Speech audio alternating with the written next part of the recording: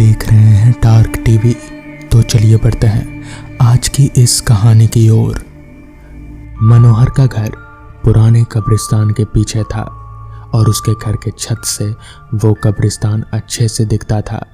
वो हर रोज उस कब्रिस्तान को पार करके ही अपने काम पर जाता था। मनोहर के 2 बच्चे थे और दोनों बच्चे बड़े ही शैतान थे। बड़े बेटे का नाम रॉकी और छोटे बेटे का नाम विकी था। एक बार गर्मियों की छुट्टी में रॉकी और विकी की बहन सोनिया भी आई हुई थी।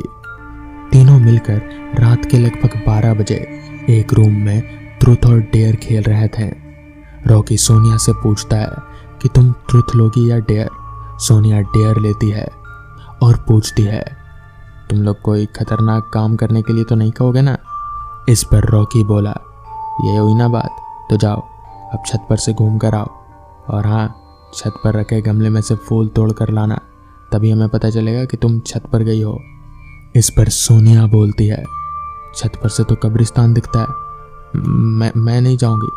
रॉकी और विकी दोनों सोनिया को छत पर जाने के लिए ज़बरदस्ती बोलते हैं। सोनिया छत पर जाती है और जैसे ही गमले में लगे फूल की तरफ पड़ती है तभी उसकी नज़र कब्रिस्तान की ओर पड़ती है। कब्रिस्तान में एक बड़ा सा सूखा पेड़ होता है। वो देखती है कि उस पेड़ पर एक सर कटी हुई उल्टी लाश लटक रही है। सोनिया उसे देखती है और जोर से चिल्लाती हुई बेहोश हो जाती है। फिर जब सोनिया बहुत देर तक छत पर से नहीं लौटती तो रॉकी और विकी दोनों डर जाते हैं और वो छत पर जाकर देखते हैं तो पाते हैं कि सोनिया बेहोश पड़ी है। वो तुरंत मनोहर को बुलाते हैं और सारी बात बताते हैं। इस पर मनोहर बोला, तुम तीनों को ऐसा खेल खेलने की जरूरत क्या थी? और रॉकी, तुम तो जानते हो उस कब्रिस्तान के बारे में कैसी कैसी खबरें आती हैं, फिर भी तुम सोनिया को रात में छत पर जाने के लिए क्यों भेजा? इस पर रॉकी बोला, सॉरी पापा, मुझसे गलती हो गई, अब आगे से ऐसा नहीं करेंगे। इस पर मनोहर बोला, और फिर कभी दोबारा ऐसा काम किया ना तो तुम दोनों को उसी कब्रिस्तान में छोड़ आऊंगा। अच्छा सोनिया बेटी, ये बताओ तुमने वहां ऐसा क्या देख लिया कि तुम बेहोश हो गई? सोनिया सहमी हुई हालत में मनोहर को सारी बात बताती है कि उसने क्या देखा। मनोहर ने उस कब्रिस्तान के बारे में ऐसी खबरें पहले भी सुनी हुई थी, इसलिए वो सोनिया को नहीं डांटता और बच्चों को संभल कर रहने की सलाह देता है। एक दिन मनोहर को काम से छुट्टी मिलने में देरी हो जाती है और उस दिन उसे ऑटो भी नहीं मिलता। वो पैदल ही घर की ओर चल पड़ता है। इधर विकी और रॉकी दोनों आपस में बात करते हैं। तभी रॉकी बोलता है, विकी तुझे क्या लगता है, सोनिया ने जो कहा क्या वो सच है? मुझे तो लगता है कि वो सिर्फ बातें बना रही है या फिर उसको भ्रम हुआ होगा।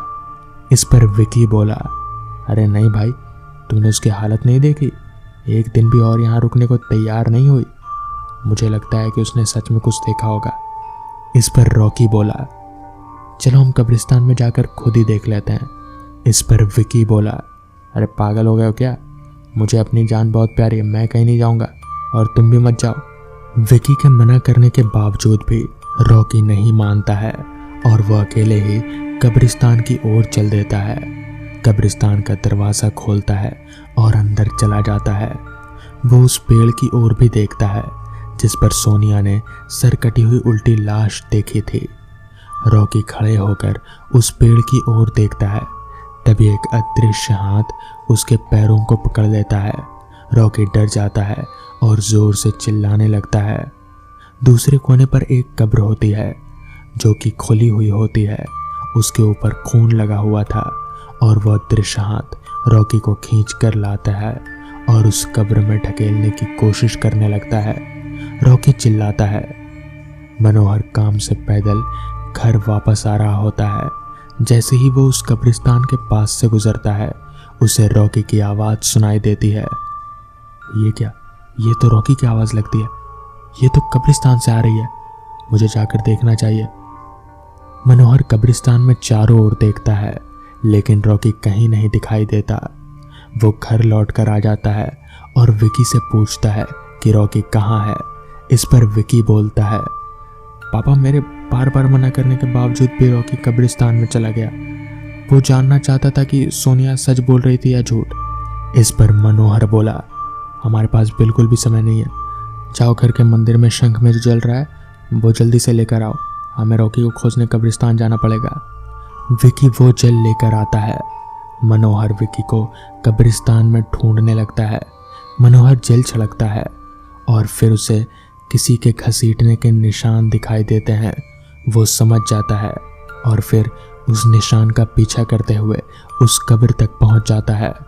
मनोहर कब्र के आसपास वो जल छिड़कता है।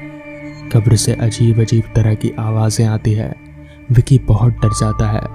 तभी मनोहर बोलता है, मुझे लगता है कि श्रापित प्रेतात्माओं ने रॉकी को इस कब्र के अंदर कैद कर लिया है। हमें जल्दी उसे निकालना होगा। तुम यह पवित्र जल आसपास छिड़कते रहो और वो हमें इससे प्रेतात्माएं से कोई नुकसान नहीं होगा। मैं कब्र को खोलने की कोशिश करता हूँ। मनोहर उस कब्र को खोलने की बहुत कोशिश करता है।